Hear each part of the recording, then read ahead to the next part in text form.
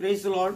परमेश्वर का धन्यवाद देते हैं उसके महान प्रेम और बड़ी दया के लिए कि प्रभु ने एक बार फिर से अवसर दिया कि आपके साथ लिए परमेश्वर को महिमा कर सकें। सो हम परमेश्वर का धन्यवाद देते हैं। आइए हम लोग दुआ करें। सर्वशक्तिमान जीवित परमेश्वर पिता, हम धन्यवाद देते हैं आपकी बड़ी करुणा, प्रेम और दया के लिए।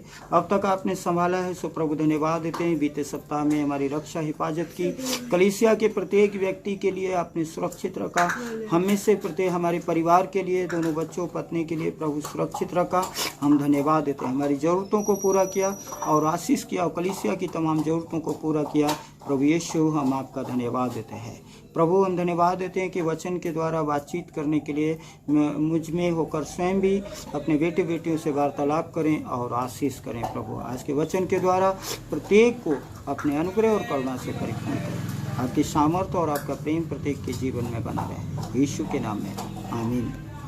परमेश्वर का धन्यवाद हो उसकी बड़ी महान दया के लिए और उसकी आशीषों के लिए। हम प्रभु के वचन से इस समय देखेंगे परमेश्वर का वचन न्यायियों की किताब और उसका 6 अध्याय और उसके यदि 11 और 12 पद से पढ़ें तो यहाँ प्रभु का वचन लिखा है।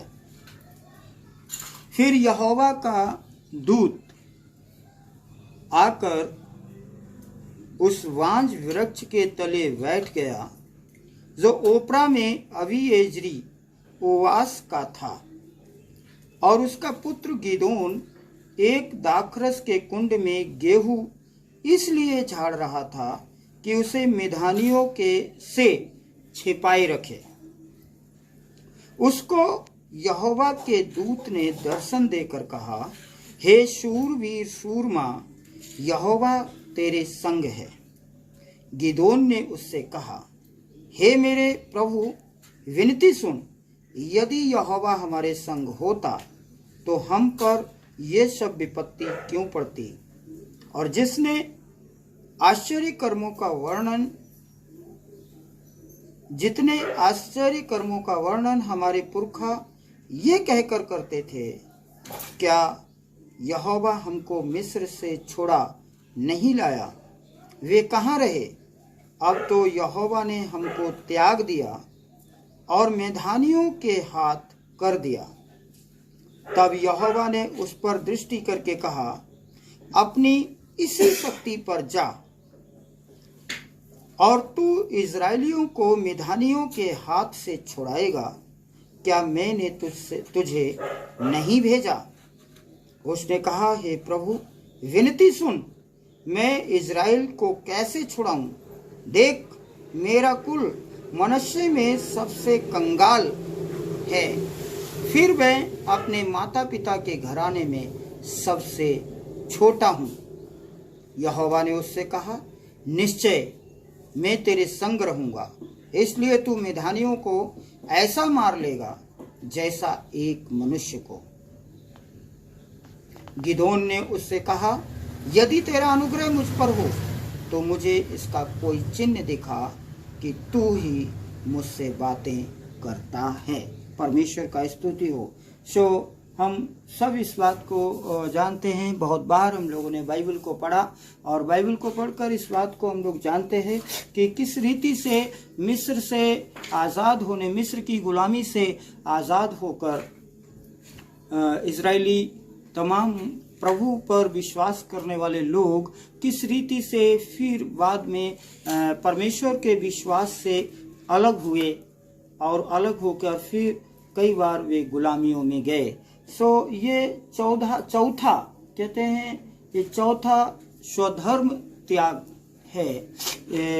मिस्र की गुलामी से आज़ाद होने के बाद समस्त इजरायली जब कनान देश में प्रवेश कर गए और फिर वो वहाँ पर बढ़ने लगे, और बढ़ने के बाद परमेश्वर ने जब उनको वो देश दे दिया, वाचा का देश में पहुँचने पर वे परमेश्वर में बढ़ने और फलने और फूलने लगे, तब धीरे धीरे जैसे जैसे वो फलते और फूलते गए, जैसे जैसे उनके पास वस्तुएं एकत्रित होती रहीं और जैसे जैसे वे परमेश्वर में आगे बढ़ते रहे, मेरे प्रियो, बाइबल कहती है वैसे वैसे फिर वे अपने जिंदा परमेश्वर को भूलने लगे, वे खुदाबंद को भूलने लगे। वो सेनाओं के परमेश्वर, उस आकाश और पृथ्वी की संरचना, पूरे ब्रह्मांड की रचना करने वाले ईश्वर को फिर वे भूलने लगे। मेरे प्रियो, परमेश्वर का वचन कहता है फिर वे गुलामी में गए। और परमेश्वर का वचन इस रीति से हमें बताता है, यहाँ प्रभु का वचन लिखा है कि पहला उनके अंदर पाप आया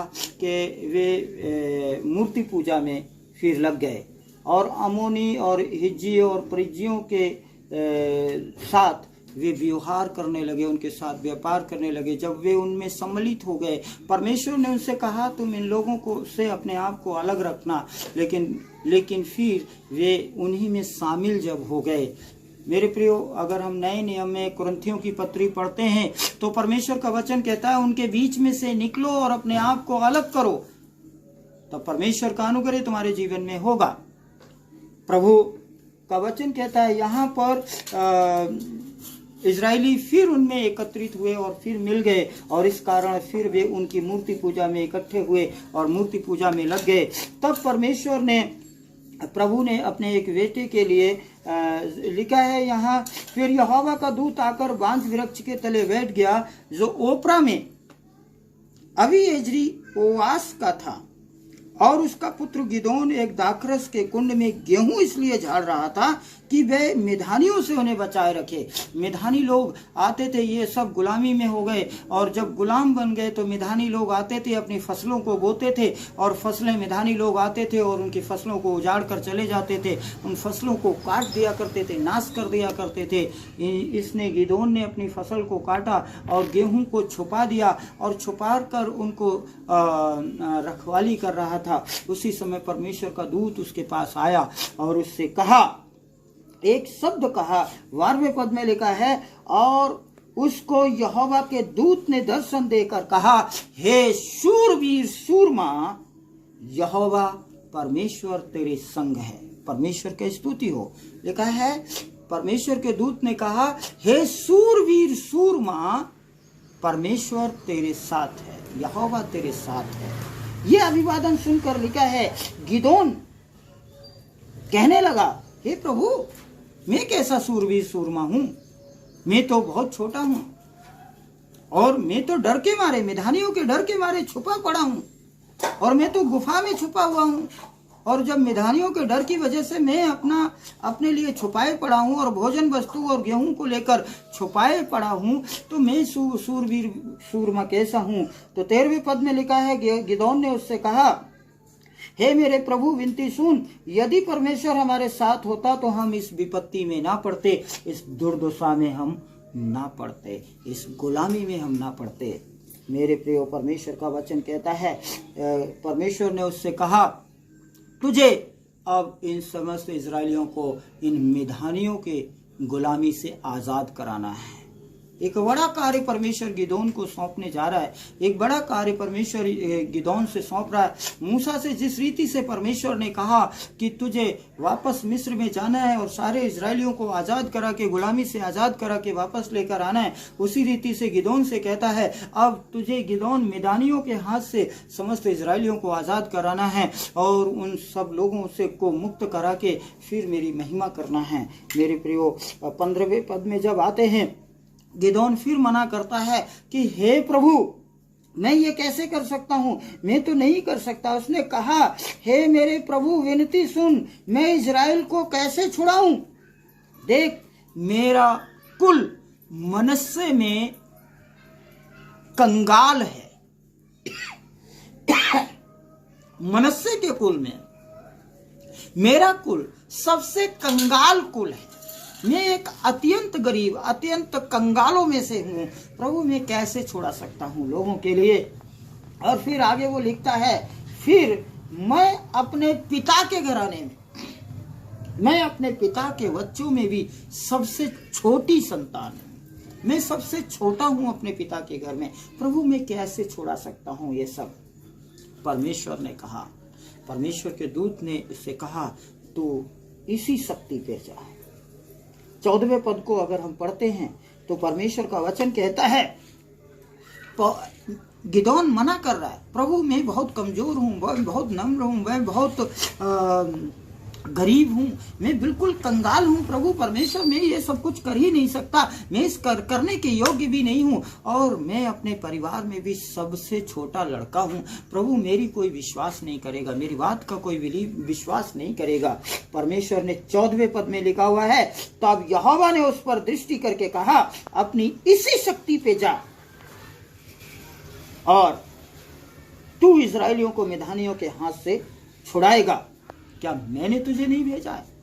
परमेश्वर का वचन कहता है, परमेश्वर ने कहा, तू जो कहता है मैं सबसे छोटा हूं, तू जो कहता है मैं सबसे गरीब हूं, तू जो कहता है मैं सबसे कंगाल हूं, मेरा खानदान, मेरा कुल सबसे कंगाल है, मेरा खानदान सबसे छोटा है, मैं अपने परिवार में सबसे छोटा हूं, मैं एक लड़का ही हूं प्रभु, मैं ये सब कुछ नहीं कर सकता, इसी शक्ति पे तू जा और इस बात को जान ले कि मैं कंगाल हूं, इस बात को जान ले कि मैं गरीब हूं, इस बात को जान ले मैं बहुत छोटा हूं, और छोटा ही बन के जा, मैं सारे मिद्यानियों के ऊपर तुझे विजय दिलाऊंगा। मेरे प्रियो, परमेश्वर का वचन कहता है, इस रीति से परमेश्वर ने उसको आगे भेजा। तब लिखा है, गिदोन ने कहा, प्रभु यदि तूने मुझे चुना है तो सच है। बीच में परमेश्वर ने रात में उसने वेदी को बनाया और परमेश्वर को बलिदान भी चढ़ाया, और बलिदान चढ़ाकर फिर परमेश्वर से गिदोन ने कहा, प्रभु मैं दो बातों में एक बात को जानना चाहता हूँ, निर्णय लेना चाहता हूँ कि तू ही हमारा सेनाओं का परमेश्वर है जो मुझसे बातें कर रहा है और मेरे साथ है, और तू मिद्यानियों से भी जंग में मेरी साथ देगा, बस मैं एक परीक्षा लेना चाहता हूँ। तब गिदोन ने कहा, प्रभु मैं ये जानना चाहता हूं, मैं चाहता हूं कि आज एक भेड़ के ऊन को मैं बाहर खुले में रखूंगा, और मैं ये चाहता हूं कि प्रभु मैं ये परीक्षा लेना चाहता हूं आपकी, मैं ये चाहता हूं कि प्रभु सारे स्थान सूखा रहे, और उस एक भेड़ की जो ऊन वहां पड़ी है, जो रुई वहां पड़ी है, केवल उस पर ओस गिरे। मैं इस बात से एक निर्णय लेना चाहता हूं प्रभु। परमेश्वर ने कहा तू ऐसा कर सकता है, और जब गिदोन ने ऐसा किया, मेरे प्रियो, ऊन रखी, रात हुई और रात में ओस गिरी, पूरा एरिया सूखा रहा और ओस सिर्फ उस ऊन पर ही गिरी। और जब सुबह उठकर गिदोन ने उस ऊन को निचोड़ा, उठाया तो वो भारी थी, उसको जब निचोड़ा तो एक कटोरा भर गया। और फिर गिदोन ने कहा, प्रभु मैं एक और टेस्ट लेना चाहता हूँ, एक बात में और मैंने दृढ़ होना चाहता हूँ, मजबूत होना चाहता हूँ। अब की बार मैं फिर ये जानना चाहता हूँ कि तू मेरे साथ है प्रभु। मैं ये चाहता हूँ कि आज रात को फिर मैं ये ऊन रखूं, और अब की बार पूरे सारी जगहों में ओस गिरे, परंतु ये ऊन सूखी रह जाए। तब परमेश्वर का वचन कहता है, उस रात भी उसने ऊन को रखा और रखकर वो सो गया, और सुबह को उठा और उसने देखा पूरा खलियान में, पूरे जंगल में, हर एक जगह में भारी ओस गिरी, लेकिन ऊन को जब उसने उठाया तो पूरा का पूरा सूखी निकली। और इस बात में तब गिदोन कहता है, उसने दंडवत किया उस परमेश्वर के लिए और कहा, प्रभु मैं जान गया कि तू मेरे साथ है और मिद्यानियों पर तू विजय दिलाने वाला परमेश्वर है। मिद्यानियों के चंगुल से मुझे और मेरे खानदान को और मेरे लोगों पर को प्रभु आजाद कराने वाला तू परमेश्वर है। अब चूंकि तू मेरे साथ है, मैं तैयार हूं कि मैं तेरी सेवा के कार्य को करूं और सारे मिद्यानियों के गुलामी से मैं सारे इस्राएलियों को आजाद कराऊं। मेरे प्रियो, इस रीति से परमेश्वर आपने आज़ादी से इस गिदोन के द्वारा अपने लोगों को आज़ाद करवाने के लिए एक योजना बनाता है। इसके अगला भाग है, किस रीति से परमेश्वर ने गिदोन के हाथों समस्त इजरायलियों को मिद्यानियों से आजाद करवाया। उनकी गुलामी से स्वतंत्र करवाया। ये मैं अगले भाग में आपके सामने शेयर करूंगा परमेश्वर के वचन को। आज मैं यहीं पर इस वचन को रोकना चाहता हूं और मैं बताना चाहता हूं, हम अगर गरीब हैं, हम अगर कंगाल हैं, हम अगर छोटे हैं, तो इस बात को जान लें, परमेश्वर आपके साथ है। परमेश्वर आपको विजय दिलाने वाला परमेश्वर है। यीशु मसीह पर विश्वास करें और यीशु मसीह के विश्वास पर आप निकल के आगे बढ़ जाएं। तो 14 पद को याद रखें। परमेश्वर का वचन कहता है 14 और 12, इन दोनों पदों को याद रखें। 12 पद में वो कहता है, हे सूरवीर सूरमा, हम परमेश्वर गरीब और निर्धनों को शूरवीर और सूरमा बनाने वाला परमेश्वर है। और 14 पद में कहता है, तू जो कहता है मैं गरीब हूँ, मैं कंगाल हूँ, मैं सबसे छोटा हूँ, तू इसी बात पर घमंड कर और निकल जा और मिधानियों के हाथों अपने लोगों को आजाद करा ले।